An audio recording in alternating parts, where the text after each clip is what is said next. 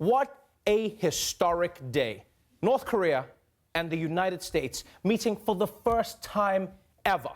And this is right up there with all the other great moments in diplomacy. I mean, Reagan and Gorbachev, Arafat and Rabin, Starbucks and black people. I mean, this is huge. And before we even start, we've all got to admit that we were wrong, right? We said the man couldn't do it. We said his temper would blow up the summit, but yesterday he proved everyone wrong and turned the nuclear summit in Singapore into a huge win for himself. So let's swallow our pride and give it up for a leader who's much smarter than we thought. Kim Jong-un, everybody. Give it up for Kim Jong-un.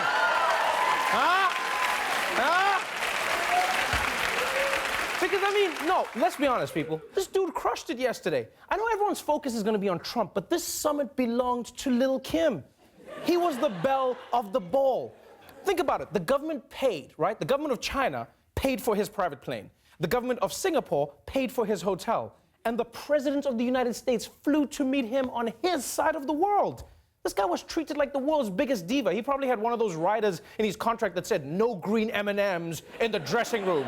He was like, you take out all the green M&Ms and you send them to a labor camp. I mean, think about it. It's just crazy to think that just a few months ago, Kim Jong-un was universally detested, right? Nobody wanted anything to do with him. On the subway car of life, Kim Jong-un was the guy in the corner clipping his toenails. That's who he was. But as soon as he touched down in Singapore, the panties came flying off.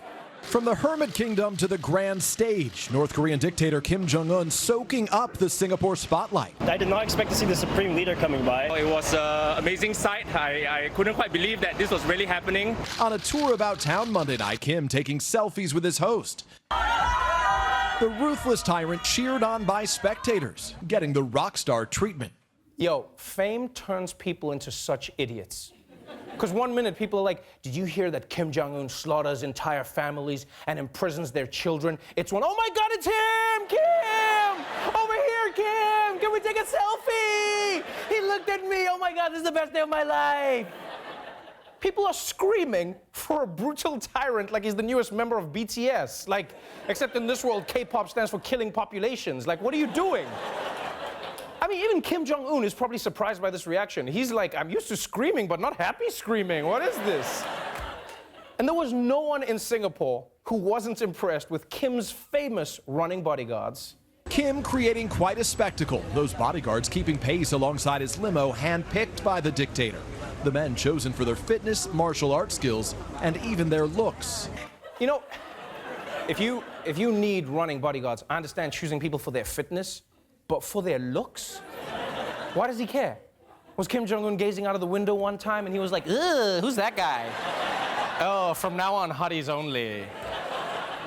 That is a hard job, though, you have to admit. And the good news for these guys is that now Kim Jong-un is a celebrity, which means they're all going to become more famous too. In fact, I think it's only a matter of time until they all get their own sponsorship deals.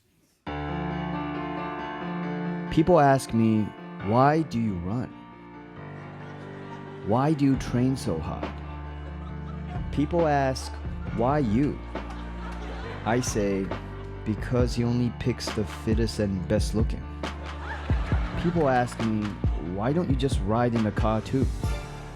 I tell them, I don't know. I've asked. Kim likes his space, I guess.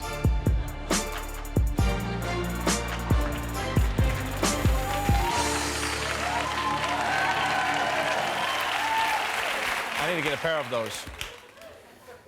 But it turns out, Kim's biggest admirer wasn't in those crowds outside. No, fanboy number one was right there at the summit.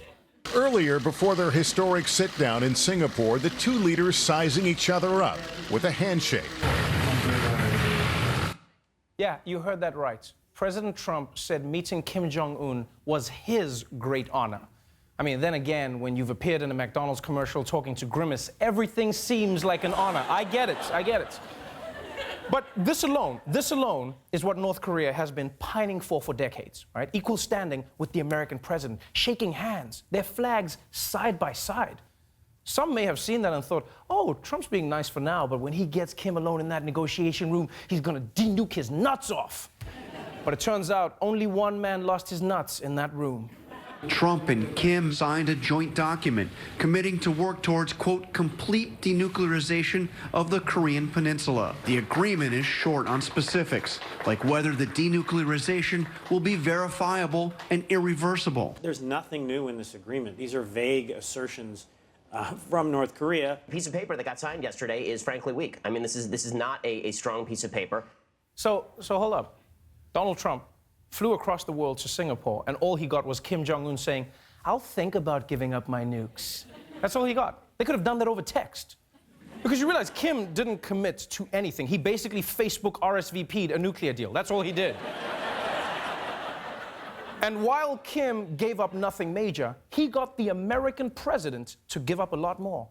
President Trump making a massive concession, agreeing to stop joint military exercises between the United States and South Korea, exercises that greatly annoyed the North Korean leader. South Korea caught off guard by the president's announcement, responding that they need to figure out the accurate meaning and intention behind the statement.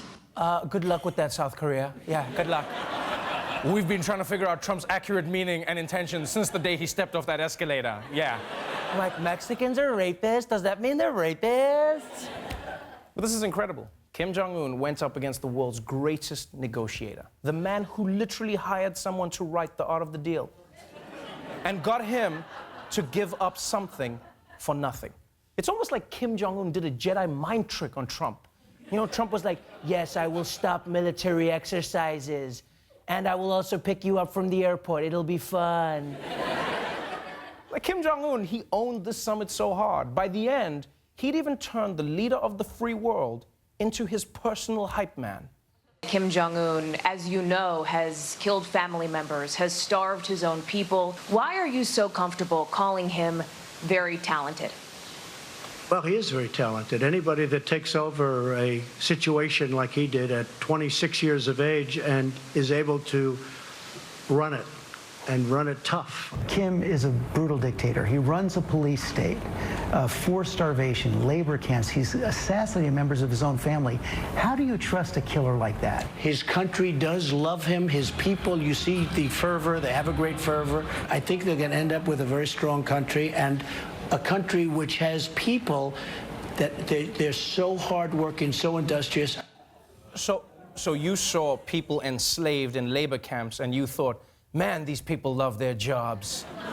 Really, Donald? This is what happens when you're friends with Kanye West. I mean, and now, don't get me wrong. I'm not saying President Trump shouldn't have negotiated with Kim Jong-un at all. But there's a big gap between being civil with the person and endorsing the Freddy Krueger of human rights. The only part of that summit that didn't seem to go Kim's way is when Donald Trump slipped up and appeared to make a fat joke about his new friend. Very nice. Getting a good picture of everybody, so we look nice and handsome and thin. Beautiful. Perfect.